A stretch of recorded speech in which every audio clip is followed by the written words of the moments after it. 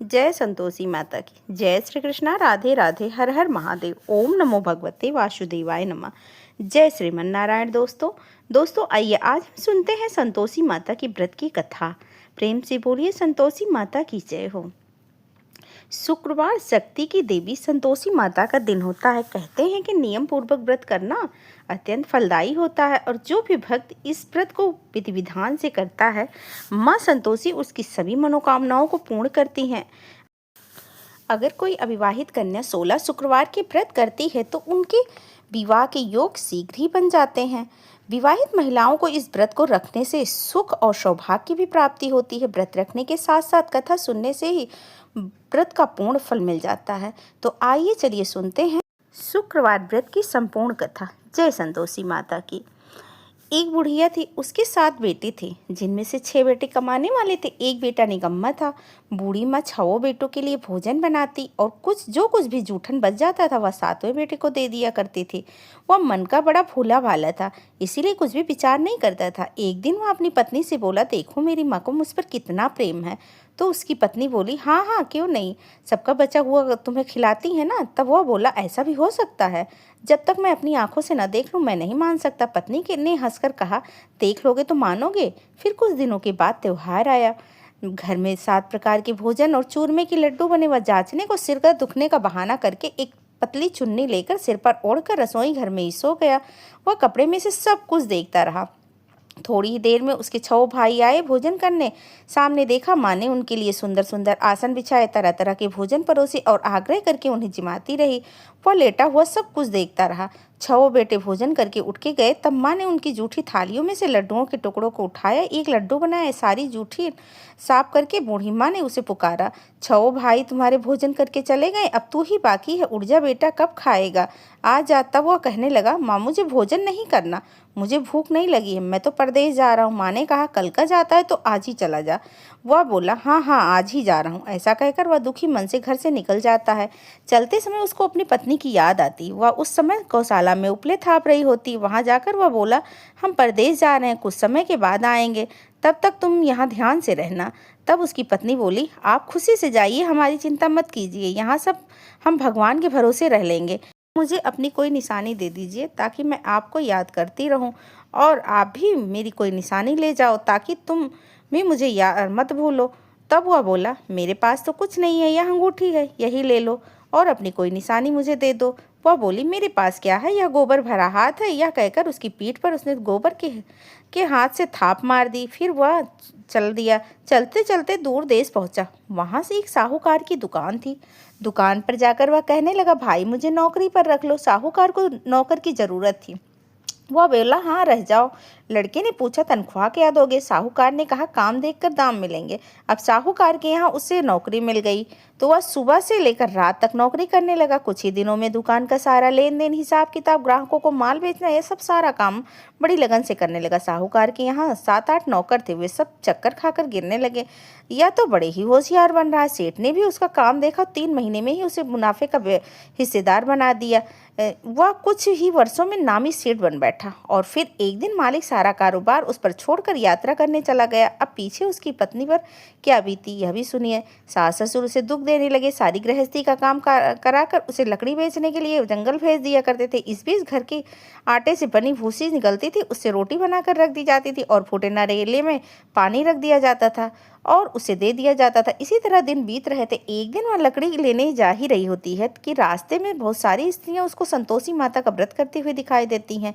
वह वहां खड़ी होकर कथा सुनने लगी और पूछने लगी, बहनों तुम यहाँ किस देवता का व्रत कर रही हो? इसको करने से क्या फल मिलता है? इस व्रत को करने की क्या विधि है? ये तुम मुझे बता दोगी, मैं तुम्हारा एहसान मानूंगी।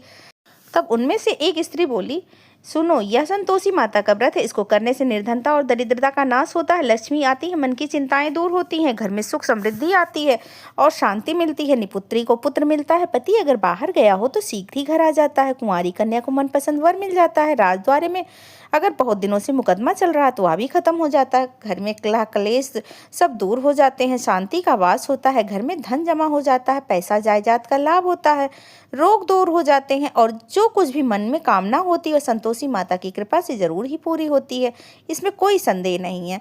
तब वो पूछने लगी, बहन यह व्रत कैसे किया जाता है, यह भी बताओ तो बड़ी कृपा होगी आपकी। वह कहने लगी, 1.25 आने का गुड़ चना ले लेना, इच्छा हो तो 5 आने का ले लेना, या 1.25 आने का अपनी सामर्थ्य के अनुसार ले लेना। बिना परेशानी और श्रद्धा और प्रेम से जितना भी बन सके सवाया लेना। प्रत्येक शुक्रवार को निराहार रहकर कथा सुनना, इसके बीच क्रम न टूटे, लगातार नियम का पालन करते रहना। सुनने वाला अगर कोई न मिले तो घी का दीपक जलाकर उसके आगे जल का कलश रखकर सामने बैठकर कथा कहना, परंतु नियम न टूटे। जब तक कार्य सिद्ध न हो नियम का पालन करते रहना, और कार्य सिद्ध हो जाने पर व्रत का उद्यापन कर लेना। 3 मास में माता फल अवश्य ही पूरा करती हैं। यदि किसी के ग्रह खोटे हों तो माता उस वर्ष भर में कार्य सिद्ध कर देती हैं। फल सिद्ध होने पर उद्यापन कर लेना चाहिए, बीच में उद्यापन नहीं करना चाहिए। उद्यापन में 2.5 सेर के आटे का खाजा, इसी माप में खीर तथा चने का साग बनाना, 8 लड़कों को भोजन कराना, जहाँ तक मिले जेठ देवर भाई बंधु या परिवार के ही होने चाहिए। ना मिले तो रिश्तेदारों और पास पड़ोसियों को बुला लेना, उन्हें भोजन कराकर यथाशक्ति फल दक्षिणा आदि देकर माता का नियम पूरा करना। उस दिन घर में कोई खटाई न खाए, ना ही खटाई का दान करे। यह सुनकर बुढ़िया के लड़के की पत्नी चल पड़ी। रास्ते में लकड़ी के बोझ को बेच दिया और उन पैसों से गुड़ चना लेकर संतोषी माता की व्रत की तैयारी करने लगी। आगे चली और सामने मंदिर देखकर पूछने लगी, यह किसका मंदिर है। सब कहने लगे, यह संतोषी माता का मंदिर। यह सुनकर वह माता के मंदिर में जाकर माता के चरणों में लेट गई। दीन होकर विनती करने लगी, मैं निपट मूर्ख हूँ, व्रत के कुछ नियम जानती नहीं हूँ, मैं बहुत ही दुखी हूँ। हे माँ जगत जननी, मेरा दुख दूर करो, मैं आपकी शरण में हूँ। उसकी इस विनती को सुनकर संतोषी माता को उस पर दया आई। एक शुक्रवार बीता कि दूसरे शुक्रवार के पति का पत्र आया और तीसरे शुक्रवार को ही उसका भेजा हुआ पैसा भी आ गया। यह देखकर जेठ जेठानी मुंह से कोड़ने लगे, इतने दिनों में पैसा आया है, इसमें कौन सी बहुत बड़ी बात है। लड़के ताने देने लगे, अब तो काकी के ठाट बाट बन जाएंगे, अब तो काकी के पास पत्र आने लगे हैं, रुपया आने लगा, अब तो काकी की खातिरदारी बढ़ेगी, अब तो काकी बुलाने से भी नहीं बोलेगी। बेचारी सीधी सादी सरलता से बोलती है, भैया कागज आवे रुपया आवे, हम सभी के लिए तो अच्छा है। ऐसा कहकर आंखों में आंसू भरकर संतोषी माता के मंदिर में आकर मातेश्वरी के चरणों में गिरकर वह रोने लगी। माँ, मैंने आपसे पैसे कब मांगे थे, मुझे पैसे से क्या काम, मुझे तो बस अपने पति से काम है, मैं तो अपने पति के दर्शन मांगती हूँ। तब माता ने प्रसन्न होकर कहा, जा बेटी, तेरा पति जल्दी आएगा। यह सुनकर वह खुशी से बावली होकर घर में जाकर काम करने लगी। अब संतोषी माता विचार करने लगी, इस भोली भाली पुत्री को मैंने कह तो दिया है कि तेरा पति आएगा, पर आएगा कहाँ से, वो तो इसको स्वप्न में भी याद नहीं करता। अब उसे याद दिलाने को मुझे ही जाना पड़ेगा। इस तरह माताजी उस बूढ़ी माई के बेटे के पास जाकर उसके स्वप्न में प्रकट होकर कहने लगी, साहूकार के बेटे सो रहा है कि जाग रहा है। तो कहता है, माँ मैं न सोता हूँ न जागता हूँ, मैं बीच में ही हूँ, आज्ञा दो। माता रानी कहने लगी, तेरे घर बार कुछ है।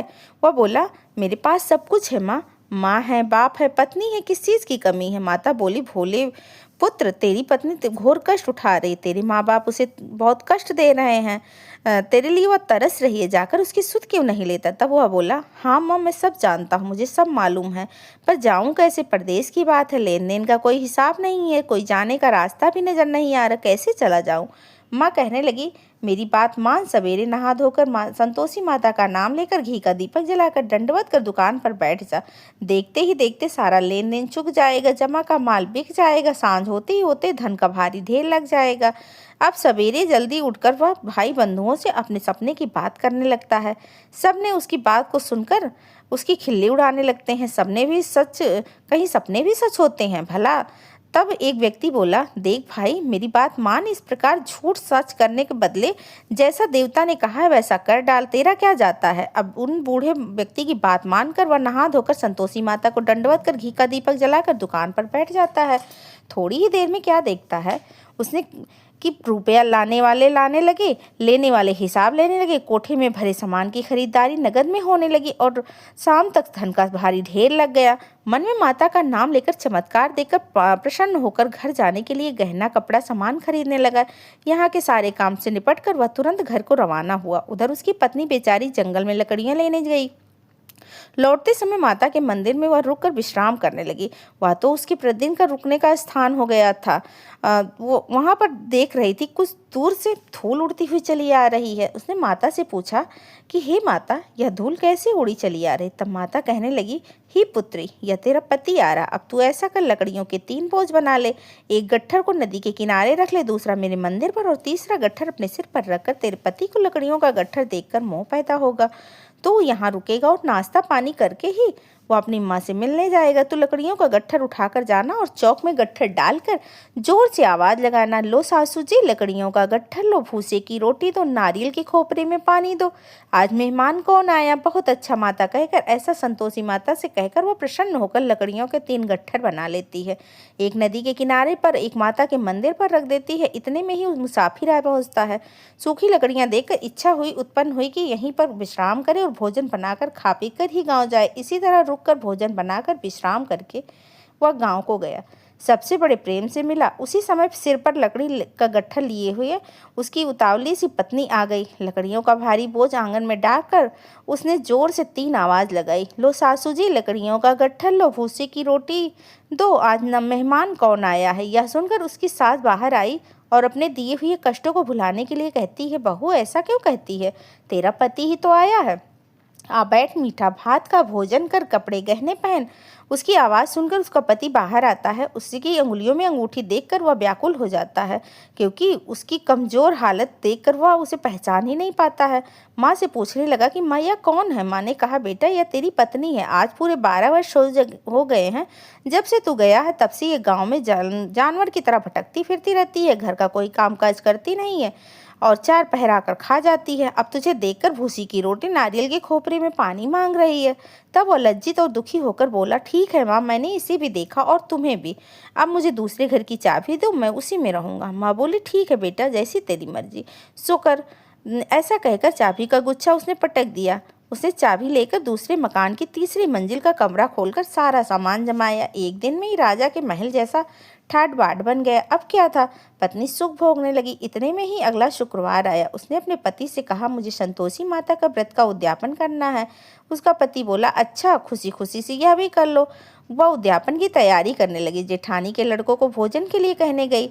उन्होंने मंजूरी दे दी, परंतु पीछे से जेठानी ने अपने बच्चे को सिखा दिया, देखो रे, भोजन के समय सभी लोग खटाई मांगना, जिससे इसका उद्यापन ही पूरा ना हो। लड़के जिमने आए, खीर भोजन सब कुछ पेट भर के खाए, परंतु बाद में याद आते ही कहने लगे, काकी काकी हमें खटाई दो, खीर खाना हमें नहीं भाता, यह देखकर मुझे अरुचि होती है। वह कहने लगी, भाई खटाई तो किसी को भी नहीं दी जाएगी, यह संतोषी माता का प्रसाद है। लड़के गुस्से से उठकर खड़े हो गए, बोले, लाओ फिर पैसे दो। भोली बहू कुछ जानती नहीं थी, उसने उन्हें पैसे दे दिए। लड़के उसी समय हट के इमली खटाई लेकर आए और खाने लगे। यह देखकर संतोषी माता ने बहू पर कोप किया। संतोषी माता के कोप के कारण राजा के दूत आए, उसके पति को पकड़ कर ले गए। जेठ जेठानी मनमाने वचन बोलने लगे, कहने लगे, लूट लूट कर धन इकट्ठा करके लाया है, यह अब सब कुछ मालूम हो जाएगा जब जेल की रोटी खाएगा। पत्नी से यह सब सहन नहीं हुआ। रोती हुई फिर माता के मंदिर में गई और हाथ जोड़कर कहने लगी, हे संतोषी माता, यह आपने क्या किया? हंसाकर भी आपने भक्तों को रुलाने लगी। माता बोली, बेटी तूने उद्यापन करके मेरा व्रत भंग किया है, इतनी जल्दी सब सारी बातें भूल गई। वह कहने लगी, माता भूली तो नहीं हूँ, ना ही कुछ अपराध किया, मैंने तो भूल से ही लड़कों को पैसे दे दिए, उन्होंने ले जाकर खटाई खा ली, मुझे क्षमा करो माँ, फिर आपका उद्यापन करूँगी। माँ बोली, लेकिन अब भूल मत करना। वह बोली, अब भूल नहीं होगी माता, या बताइए कि वह कैसे आएंगे। माँ बोली, जा पुत्री, तेरा पति तुझे रास्ते में ही आता मिलेगा। वह निकल गई। रास्ते में उसका पति आता हुआ दिखाई दिया। पूछने लगी, तुम कहाँ चले गए थे? तब पति बोला, इतना धन कमाया है, उसका कर भरने राजा ने मांगा था, वो कर भरने चला गया था। वह प्रसन्न होकर बोली, भला हुआ, अब घर चलो। वे दोनों घर आ गए। कुछ दिनों के बाद फिर शुक्रवार आया। तब वह बोली, मुझे फिर से उद्यापन करना है। पति ने कहा, कर लो। बहू फिर से जेठ के लड़कों को भोजन के लिए कहने गई। जेठानी ने 1-2 बातें सुनाई। सभी लड़कों को सिखाने लगी कि तुम सब लोग पहले की तरह खटाई मांगना। अब लड़के भोजन से पहले ही कहने लगे, हमें खीर नहीं खाना, हमारा जी बिगड़ता है, कुछ खटाई खाने को दो। वह बोली, खटाई किसी को नहीं दी जाएगी, खाना हो तो खाओ, नहीं तो जाओ। वो गई, ब्राह्मण के लड़कों को बुलाकर ले आई, उन्हें भोजन कराने लगी। यथाशक्ति दक्षिणा की जगह 1-1 फल उन्हें दे दिया, जिसे संतोषी माता प्रसन्न हुई। माता माता की कृपा से उसे 9वें मास में उसकी चंद्रमा के समान सुंदर पुत्र प्राप्त हुआ। पुत्र को पाकर वह प्रतिदिन मंदिर माता के जाने लगी। माँ ने सोचा कि यह तो रोज हमारे मंदिर आती है, आज क्यों ना मैं इसके घर चलूं और इसका आसरा देख लूं। यह विचार कर माता ने भयानक रूप, गुड़ से सना, ऊपर से सूंड के समान ओट जिस पर मक्खियां भिनभिना रही थी। दहलीज पर पैर रखते ही उसकी सास बोली चिल्लाने, देखो रे देखो कौन चुड़ैल ढाकनी चली आ रही। अरे लड़कों, इसे भगाओ, नहीं तो यह किसी को खा जाएगी। लड़के भगाने लगे, चिल्लाकर खिड़की दरवाजे बंद करने लगी। बहू रोशनदान से सब देख रही थी। वह प्रसन्नता से पागल होकर चिल्लाने लगी, आज मेरी माता मेरे घर आई है, आज मेरा भाग्य खुल गया है। अपने बच्चे को दूध पिलाने से हटाते हुए इतने में ही सास का क्रोध फूटा। वह बोली कि अरे पगली, क्या देखकर उतावली हो जा रही, जो बच्चे को पटक दिया। वह बोली, सासू माँ, मैं जिनका व्रत करती हूँ संतोषी माता है। इतना कहकर झट से उसने सारे खिड़की दरवाजे खोल दिए। फिर तो सबने माता जी के चरण पकड़ लिए और विनती करके कहने लगे, माता, हम मूर्ख हैं, अज्ञानी हैं, आपके व्रत की विधि हम नहीं जानते हैं। व्रत भंग करके हमने बड़ा अपराध किया है। हे जगन्य जननी माता, आप हमारे अपराध को क्षमा करो। उनके इस प्रकार विनती करने से संतोषी माता प्रसन्न हुई। बहू को प्रसन्न होकर जैसा फल दिया वैसे ही हे संतोषी माता सबको ही, जो इस कहानी को पढ़ेगा, जो सुनेगा, उसको भी वैसा ही फल देना। जय संतोषी माता की। प्रेम से बोलिए संतोषी माता की जय।